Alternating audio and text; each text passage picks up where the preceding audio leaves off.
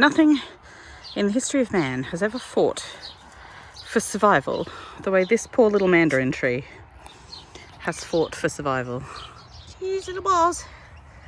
There it is, little bits going on. This thing has been in my garden for an unimaginably long time. All of that there used to be covered in stuff of this thickness, so he didn't get any sun because I didn't think about where to plant him, because, as I'm sure I've mentioned already, I'm a terrible gardener. And then it turned out that all of the soil under here was hydrophobic, so everything's been mushed and mulched, and now he gets watered whether he wants it or not. And he does seem to be doing a little bit better. It could be my imagination, but the gooseberries that we planted here, not doing hot. That one's very bent over, and that one at the back there is a little bit better now.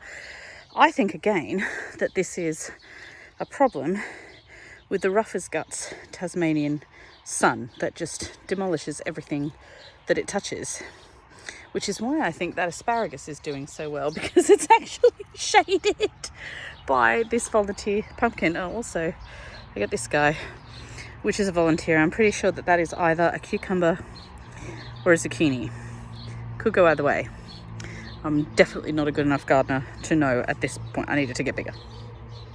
Someone is very, very sneaky. Look at that. Just my little pumpkin. I had no idea that that was there.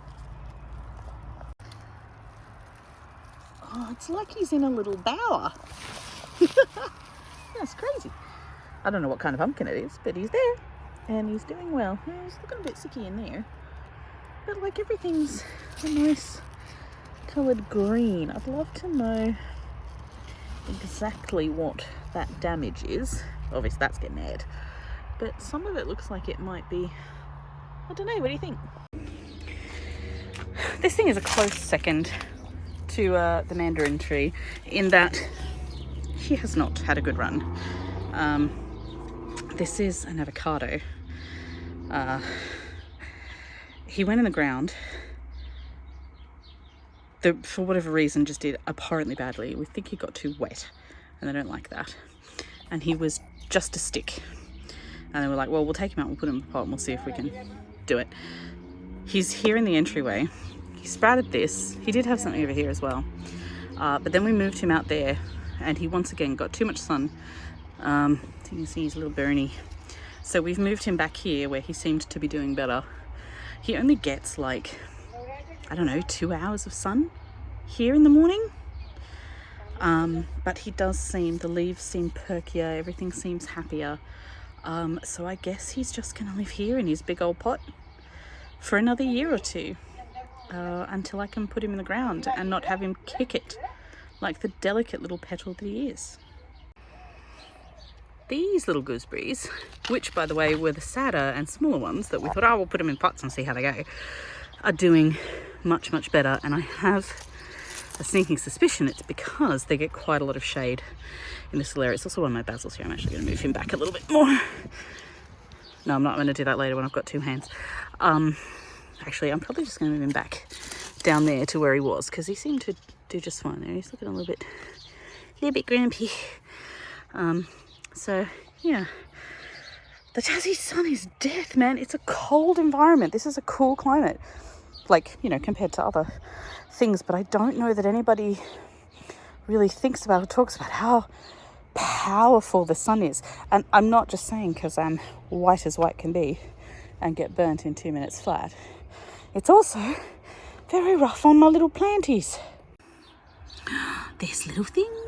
Look, I don't know if you can see these two here. This will be basil, so this will be the purple basil, and then this, oh, there, and there's some basil, so that's doing okay. And I think, yeah, there's a couple back there. I don't know if you can really see them particularly clearly. Nothing down here, but this has a slightly, oh no, there's a couple of, there's that guy right there, and a couple of itty bitties in there, which may or may not be things that I want. Now, we moved things from over here where they were drying out and getting burnt to over here. Here's the problem that I have. My 12-year-old did it. And because my 12-year-old did it, I don't know what anything is anymore. Say it with me. You're a terrible gardener, CJ.